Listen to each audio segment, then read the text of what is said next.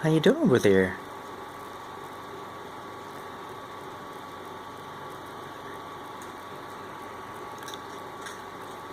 So I've been feeding this cat outside for the past couple months.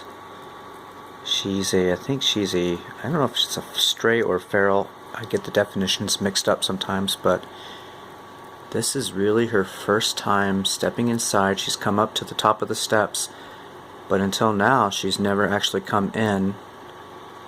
She's getting comfortable with getting closer and closer, and as you can see, she's still very skittish, and she's kind of going out of her comfort zone by coming in here, even though it's nice and warm. It's a cold winter's night.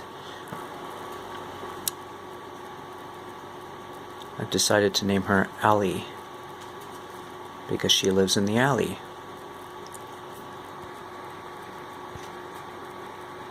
Giving her some kibble. This is her first time stepping inside of a human house. And she knows she can trust me. She won't get this close with anybody else. That's for sure.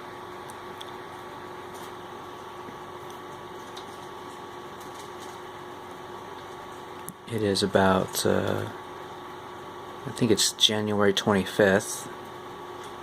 And I first got to know Allie sometime, I think, last summer. So she's been hanging around.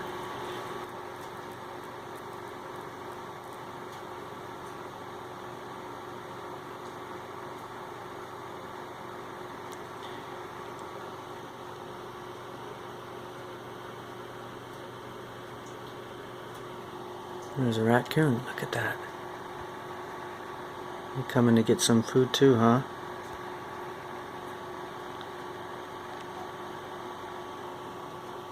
Uh-oh. Here we go. Look at this.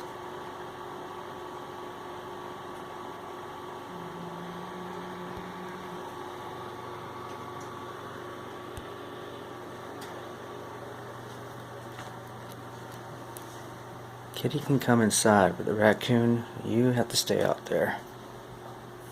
Where'd you go? I think they both took off. Yeah, Allie went that way, raccoon went that way. Wow, that was kind of exciting.